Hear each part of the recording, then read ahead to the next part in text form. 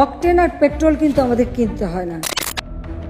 বাংলাদেশেও petrol, octane, diesel উৎপাদন হয়। একথা অনেকেরই অজানা থাকলেও দেশেই একটা জায়গা রয়েছে যেখানে উৎপাদন করা হয় জ্বালানি। কিন্তু নিজের দেশে জ্বালানি উৎপাদন হওয়ার পরও হঠাৎ করে এই তীব্র সংকট কেন তৈরি হলো? অনেকে বলছেন বহু বছর ধরে রাস্তায় গাড়ি চালাচ্ছেন, জীবনে কখনো এমন তেলের সংকট দেখেননি।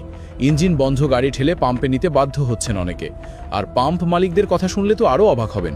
ময়মনসিংহ ও ঢাকার পেট্রোল পাম্প মালিক সমিতির নেতারা বলছেন, তাদের পাম্পে যেখানে আগে দিনে ৫-৬ হাজার লিটার তেল বিক্রি হতো, সেখানে চাহিদা হঠাৎ করে লাফিয়ে ২০ থেকে ৩০ হাজার লিটারে গিয়ে ঠেকেছে। যে মানুষটা আগে স্বাভাবিকভাবে ১ বা ২ লিটার তেল নিতেন, তিনি হঠাৎ করে ৫-১০ লিটার, এমনকি ১,০০০ টাকার তেল কিনে মজুত করতে শুরু করেছেন। দেশে কি আসলেই তেল নেই? আমাদের অনেকেরই একটা বদ্ধমূল ধারণা রয়েছে যে বাংলাদেশে বোধহয় ১ ফোঁটাও তেল উৎপাদন হয় না। আমাদের ব্যবহারের পুরোটাই হয়তো বিদেশ থেকে অনেক চড়া দামে কিনে আনতে হয়। কিন্তু বাস্তবে দেশের সিলেট অঞ্চলে যে গ্যাস ফিল্ডগুলো রয়েছে, সেখানে মাটির নিচ থেকে শুধু গ্যাসই ওঠে না, গ্যাসের উপজাত বা বাই প্রোডাক্ট হিসেবে সেখান থেকে পাওয়া যায় কনডেনসেট। এই কনডেনসেট জিনিসটা আসলে কি? এটা হলো এক ধরনের তরল হাইড্রোকার্বন। এই কনডেনসেটকে রিফাইনারিতে নিয়ে যখন প্রক্রিয়াজাত করা হয়, তখন সেখান থেকেই জাদুকরীভাবে বেরিয়ে আসে পেট্রোল, অকটেন, ডিজেল, কেরোসিন এবং বেশ কিছু পরিমাণ LPG gas. Sylhet gas fields limited এবং দেশের আরও ৪টি বেসরকারি কোম্পানির রিফাইনারি মিলে এই কনডেনসেট থেকে জ্বালানি তেল উৎপাদনের কর্মযজ্ঞ চালিয়ে যাচ্ছে দিনের পর দিন। শুধু সরকারি প্রতিষ্ঠান সিলেট গ্যাস ফিল্ডসের ফ্র্যাকশনেশন প্ল্যান্টের কথাই যদি বলি, তাদের ২টি প্ল্যান্টে প্রতিদিন ৭,৫০০ ব্যারেল কনডেনসেট প্রক্রিয়াজাত করার বিশাল ক্ষমতা রয়েছে। তবে দেশে সাম্প্রতিক সময়ে গ্যাসের উৎপাদন কিছুটা কমে যাওয়ার কারণে বর্তমানে তারা প্রতিদিন প্রায় ৪,৫০০ ব্যারেল কনডেনসেট প্রক্রিয়াজাত করছে। এই ৪,৫০০ ব্যারেল থেকে প্রতিদিন তৈরি হচ্ছে প্রায় ৩,৪৫০ ব্যারেলের মতো পেট্রোল, ৬০০ ব্যারেলের মতো অকটেন এবং সেই সাথে ১৫০ ব্যারেলের মতো কেরোসিন আর ডিজেল। দেশে পেট্রোলের মোট যে চাহিদা রয়েছে তার প্রায় ৩৩ থেকে ৩৫% এই এক জায়গা থেকে পূরণ করা সম্ভব হচ্ছে, আর অকটেনের চাহিদার পূরণ হচ্ছে ৭ থেকে ৮%। এখন যদি সরকারি আর বেসরকারি সবগুলো রিফাইনারির হিসেব একসাথে মেলাই, তাহলে হিসেবটা বেশ অবাক করার মতো। দেশের মোট পেট্রোল চাহিদার প্রায় পুরোটাই, প্রায় ১০০% পেট্রোলই দেশের নিজস্ব এই কনডেনসেট থেকে উৎপাদিত হয়। এর মধ্যে ইস্টার্ন রিফাইনারি এবং সরকারি প্ল্যান্ট থেকে আসে প্রায় অর্ধেক, আর বাকি ৪০ থেকে ৪৫% পেট্রোলের চাহিদা পূরণ করে দেশীয় বেসরকারি কোম্পানিগুলো। অর্থাৎ পেট্রোল আমদানির খুব একটা দরকার পড়ে না আমাদের দেশের। অন্যদিকে অকটেনের ক্ষেত্রেও আমাদের নিজস্ব সক্ষমতা মোটেও ফেলে দেওয়ার মতো নয়।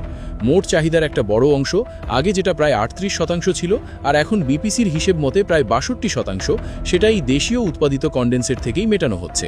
তাহলে সবচেয়ে বড় প্রশ্নটা এখানেই এসে দাঁড়ায়, নিজেদের এত বিশাল উৎপাদন ক্ষমতা থাকার পরও তেলের পাম্পগুলোতেই হাহাকার কেন দেখা যাচ্ছে? কেন সাধারণ মানুষকে ঘন্টার পর ঘন্টা লাইনে দাঁড়িয়ে থাকতে হচ্ছে জ্বালানির জন্য? সরকারের কথা অনুযায়ী তারা পরিস্থিতি দেখে বসে নেই। যখনই তারা দেখল বাজারে একটা কৃত্রিম অস্থিরতা তৈরি হচ্ছে, তখনই তারা দেশের ভেতরের উৎপাদন আরও বাড়ানোর নির্দেশ দেয়। যে সিলেট গ্যাস ফিল্ডস আগে পরিকল্পনা করেছিল প্রতিদিন ৬০০ ব্যারেল অকটেন তৈরি করার, সেখানে জরুরি ভিত্তিতে তাদের টার্গেট দেওয়া হলো ৭০০ ব্যারেল উৎপাদন করার। আগে তারা সপ্তাহে ৫ দিন তেল সরবরাহ করত, সেটা বাড়িয়ে টানা ৭ দিনই সরবরাহের ব্যবস্থা করা হলো। এখান থেকে উৎপাদিত তেল ডিলারদের মাধ্যমে শুধু সিলেট অঞ্চলেই নয়, রংপুর, পার্বতীপুর, বাগাবাড়ির মতো বিশাল এলাকাগুলোতেও পৌঁছে যাচ্ছে প্রতিনিয়ত। জ্বালানি বিশেষজ্ঞদের মতে বিবিয়ানা গ্যাস ফিল্ডের মতো বড় জায়গাগুলো থেকে আগে যেখানে প্রতিদিন ১২০০ থেকে ১৩০০ ব্যারেল কনডেনসেট আসত, সেটা গ্যাস উত্তোলন কমার কারণে এখন ৯০০ ব্যারেলে নেমে এসেছে। স্বাভাবিকভাবেই কনডেনসেটের সামগ্রিক উৎপাদন কিছুটা কমেছে। এর ফলে দেশীয় সরবরাহ থেকে পেট্রোলের চাহিদা মোটামুটি শতভাগ মিটিয়ে ফেলা গেলেও অকটেনের ক্ষেত্রে যে বাড়তি চাহিদা তৈরি হয়েছে, সেই ঘাটতি পূরণে আমদানি করতেই হবে। হিসেব অনুযায়ী আগামী মাসের জন্য যতটা অকটেনের প্রয়োজন, তার চেয়ে দ্বিগুণ পরিমাণ অকটেন বাজারে আসছে। কিন্তু এত সবকিছুর পরও রাস্তাঘাটে গাড়ি বন্ধ হয়ে যাওয়ার মতো অবস্থা কেন তৈরি হলো? আসল গণ্ডগোলটা বেঁধেছে একেবারে অন্য জায়গায়, যা আমাদের মনস্তাত্ত্বিক এবং বাজার ব্যবস্থার ত্রুটির সাথে জড়িত। প্রতিদিন প্রায় ১৬০ কোটি টাকার মতো বিপুল অঙ্কের ভর্তুকি দিয়েও তেলের সাপ্লাই চেন ঠিক রাখা হচ্ছে, কিন্তু এই পুরো সাপ্লাই চেনটাকে ভেঙে দিচ্ছে একদল অসাধু ব্যবসায়ী বা কালোবাজারি চক্র।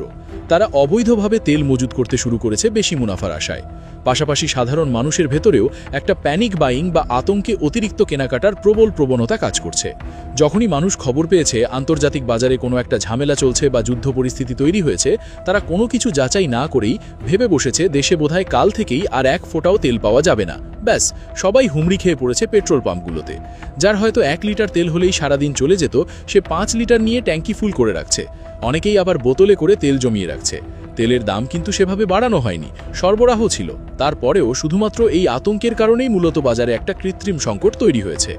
মন্ত্রীর মতে জনগণ যদি একটু সাশ্রয়ী হয়, শুধু যতটুকু দরকার ঠিক ততটুকু তেল কেনে, তাহলে এই বিশাল ভিড় বা হাহাকারের কোনো অস্তিত্ব থাকার কথা নয় এবং সাপ্লাই লাইন পুরোপুরি স্বাভাবিক থাকবে। বাংলাদেশের পেট্রোল বা অকটেনের নিজস্ব উৎপাদন ক্ষমতা এবং সরকারি মজুদের যে পরিসংখ্যান আমরা দেখলাম, তাতে দেশে এই দুটি জ্বালানির হুট করে নিঃশেষ হয়ে যাওয়ার কোনো বাস্তব বা যৌক্তিক আশঙ্কা নেই। আগামী কয়েক মাসের জন্য সব ধরনের তেলের চাহিদা পূরণের জন্য পর্যাপ্ত মজুদ নিশ্চিত করা হয়েছে বলে জ্বালানি মন্ত্রণালয় বারবার আশ্বস্ত করে চলেছে। কিন্তু তাই বলে কি আমাদের একদমই কোনো দুশ্চিন্তা নেই? স্বস্তির নিঃশ্বাস ফেলার কি সময় এসে গেছে? দুশ্চিন্তা অবশ্যই আছে, তবে সেটা আমাদের নিজেদের উৎপাদিত পেট্রোল বা অকটেন নিয়ে নয়।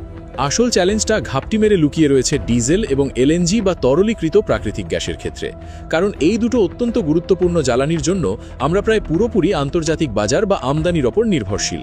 আন্তর্জাতিক অঙ্গনে, বিশেষ করে মধ্যপ্রাচ্যে যখন কোনো যুদ্ধ পরিস্থিতি বা ভূ রাজনৈতিক অস্থিরতা তৈরি হয়, তখন বিশ্ব বাজারেই জ্বালানি তেলের দামে রীতিমতো আগুন লেগে যায়। সাপ্লাই চেন বা সরবরাহ ব্যবস্থা মারাত্মকভাবে বাধাগ্রস্ত হয়, যেমনটা ইরান যুদ্ধের ক্ষেত্রে হচ্ছে। এই বৈশ্বিক সংকটের কারণে আন্তর্জাতিক বাজার থেকে চড়া দামে ডিজেল, ক্রুড অয়েল এবং এলএনজি কিনে এনে দেশের মানুষকে স্বাভাবিক দামে বা ভর্তুকি দিয়ে পৌঁছে দেওয়াটাই মূলত সবচেয়ে বড় চিন্তার বিষয় হয়ে থাকে। অবশ্য বাংলাদেশের হরমুজ প্রণালী দিয়ে জ্বালানি নিয়ে আসায় কোনো বাধা নেই ইরানের পক্ষ থেকে। আবার দেশের ভেতরে উৎপাদিত পেট্রোল বা অকটেন নিয়ে আমরা হয়তো আপাতত নিরাপদ, কিন্তু বৈশ্বিক রাজনীতির টালমাটল অবস্থায় ডিজেল আর এলএনজির সরবরাহ ঠিক রাখাটাই আগামী দিনের সবচেয়ে বড় আর কঠিন পরীক্ষা হতে যাচ্ছে দেশের জন্য। তার চেয়েও বেশি চিন্তার বিষয় বাজার সিন্ডিকেট আর অসাধু ব্যবসায়ীদের তৎপরতা নিয়ে। কারণ যুদ্ধ লাগে বিদেশে, দাম বাড়ে বাংলাদেশে। বাইরের দেশে কোথাও কিছু একটা হলেই সেটার সাথে অযথা বাংলাদেশের বাজারকে টেনে এনে দাম বাড়িয়ে দেয় তারা, কিংবা কৃত্রিম সংকট তৈরি করে ক্রেতাদের ভোগান্তিতে ফেলে এই অসাধু ব্যবসায়ীরা। এই পুরো বিষয়টি নিয়ে আপনাদের কি মতামত? আপনার মন্তব্য জানিয়ে দিন আমাদের কমেন্ট সেকশনে।